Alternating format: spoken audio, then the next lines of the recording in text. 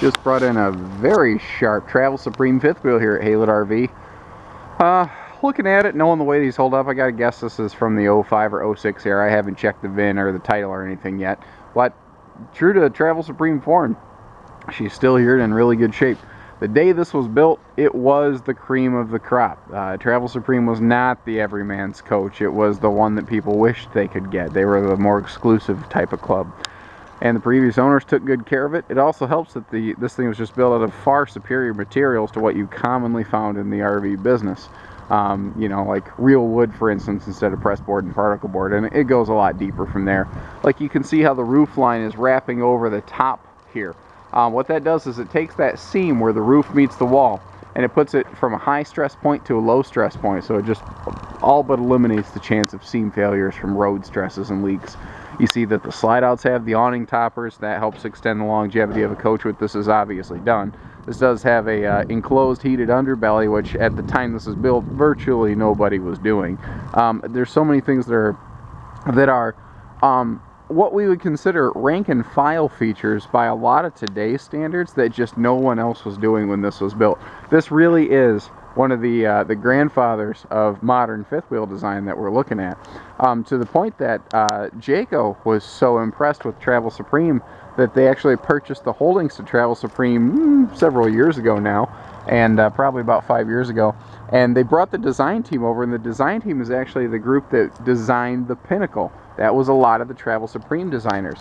Then they took those staff members and moved them into the high-end diesel pusher segment down at Jayco, known as Integra Coach. So the people, the spirit of Travel Supreme still exists today. It's just under a different banner. I did want to point out the aluminum shield on this awning here. That is such an awesome thing. It's what's going to keep this awning from getting shredded up over time. Now, I have seen a couple areas where, like, if you look real close, I don't know, you can kind of see a little bit there how the some of the exterior decals have faded and been removed over time, but that's what's nice. The previous owners didn't leave these old shredded decals looking like crap on the side of the trailer. They kept this thing in the nicest shape they really possibly could, inside and out. It really does show. Big basement here for a big pass-through storage, and like a traditional residential deadbolt on here. So I mean, if you really want to lock that door for security purposes, we got it. We got a wider entry door here back when, again, very few people were doing things like that. And this is a classic big fifth wheel rear entertainment, or pardon me, side entertainment rear living room. I love this floor plan. This is a great layout. And it still kind of exists today. It has changed a little bit over time, though this really still is one of my favorite variations of it. We'll get into that as we go. One of the things I enjoy most about this is your dinette and sofa slide is over here on the door side of the RV, whereas most of today's designs have it over here. The reason I like it on this side is because this is where all your windows are located.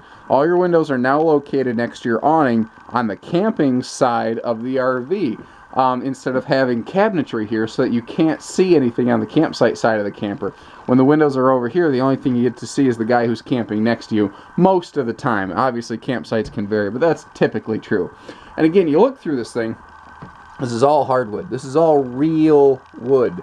You know, this is residential carpet. There's still padding that's still viable underneath. This is a floor flush slide.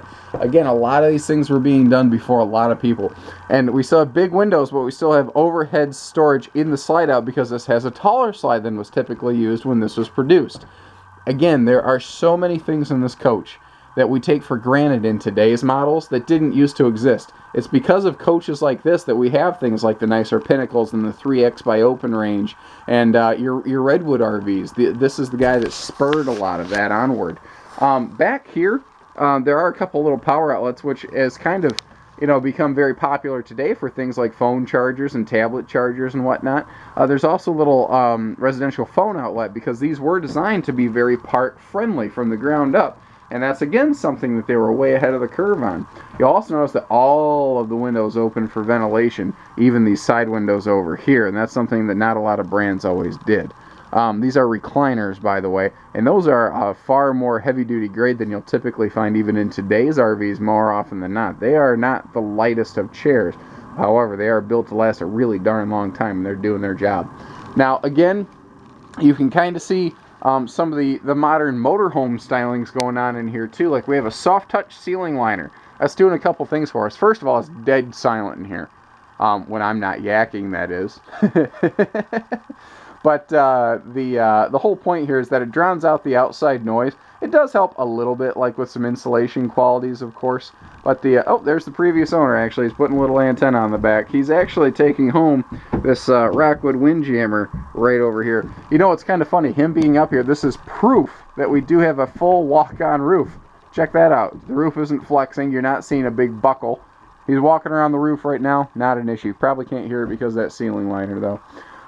Now, we have 2 super slides in the living room, which is something that, again, hadn't really been done back in its time. Got almost a whole wall slide over here, and then the big normal super slide on this side. What that's creating for us is just a giant open space. Now, this has a side entertainment, which is my personal favorite. I prefer this over a rear entertainment, personally, because it's easier for viewing. Got this door kind of blocking stuff off. Let me swing that. Well, it's because the camper's not level. But anyway, we have a little office desk station. This could be used perfect for laptops and tablets and things like that too. Or just grandkids come over and we got a coloring station, you know. I love that window right here. I look at someone who's like a writer sitting here looking out the window for inspiration, looking at a nice little nature scene. I don't know. I think that's sharp. We've also got, traditional TV setup in here. This was built before the big age of high-def flat screens, but you could easily throw one in here. And we do have an electric space heating fireplace down here to knock the chill out of the air without burning up, all your propane and whatnot. And we've got all kinds of like multi-device switches and things right here so that you can, switch between, say, like your stereo and if you don't want to throw a DVD player in here, all that good stuff. The kitchen space in this, what's funny is people see how wide open this is and they think, oh, it's got no kitchen. It's all about the living room. That's really not true. This has an amazing kitchen. You just don't even realize it. And that's why I have everything opened up. It looks like a bomb went off here because all the cabinets are open. But I want you guys to see how much space and storage, and I love the slide-out trash can, but how much space and storage we have going on here that normally you wouldn't expect. Like if all this stuff was closed, you wouldn't even realize how much storage is here. It would just look flat and boring. But then you start realizing how deep all this stuff and how easy it is to access all of it. It's fantastic. This is looks like an 8 cubic foot fridge. It might be a 10. It's visibly, I have a hard time picking out an 8 versus a 10, but I think that's an 8. And we do have a drawer below, not just a dead pocket. And just like under the sofa here, or pardon me, under the stove, we have a big storage area there. Lots of good drawer space. Huge pots and pan storage with even a nice little Lazy Susan down there. That's a nice touch. And these sink covers, obviously you can use it as a cutting board as the previous owners did, but these are fitted. These are solid. You can actually use that as countertop space. And look at how long this thing's been around, and the owners still kept track of all the manuals. I mean, they were very, very top shelf people. They took care of their stuff so that their stuff could take care of them, and it shows. That's one of the reasons they decided to go with Rockwood, because Rockwood's really one of the premier lightweights. It's really the premier lightweight out there right now. And they wanted something that was going to be able to last them another 10, 12 years. Big closet right when you walk in the door too. And I like how it's down low where it's easy to get to. And again, this is all hardwood. This is all hardwood.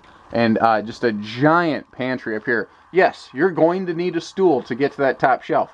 The point is, it's there. You're not going to put your stuff you use every day up there. You're just going to put extra things that you might need. We do have a little sliding pocket door here to cut off the bed and bathroom. You just kind of put your finger in and pull that out.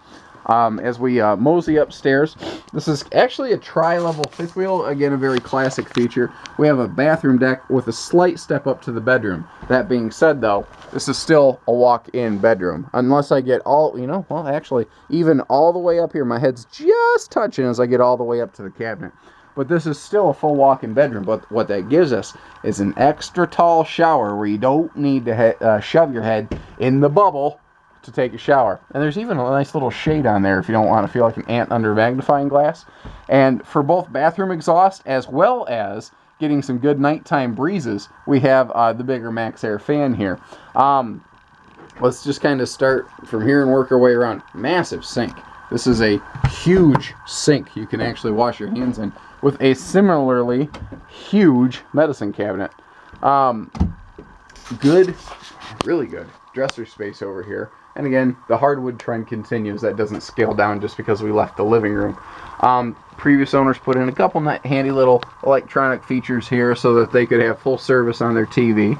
The front closet, actually there's a little, this is an often missed feature, a little security safe down there kind of hidden away. Obviously, no RV is a fortress, but sometimes just keeping an honest man honest is enough. We've got the bed here and a big bedroom slide, so we do get that extra space, and the windows on the sides of the bed do open for ventilation. Now this is just either a giant closet or pantry or whatever you want it to be, but it is washer and dryer prepped. You can put a stackable unit in here if you are so inclined. This is also a 50 amp service coach, which not a lot of things were back then. So that's what this box here represents. You can install a second air conditioner in this thing if you want to, though you do still have central air vents pumping up here. And they have bedside power outlets, which a lot of fifth wheels still today don't even have, and that's something that boggles my mind. With the prevalence of things like CPAP machines, it just shocks me that their manufacturers are not a little more conscious to that. I've noticed Jayco actually getting really good about it, and who knows, maybe that was some of the designers that came over from Travel Supreme pushing for that. It wouldn't surprise me. Give us a call, learn more, 800-256-5196, Haylett RV of Coldwater, Michigan. Take care, stay safe, happy camping everybody, have some fun.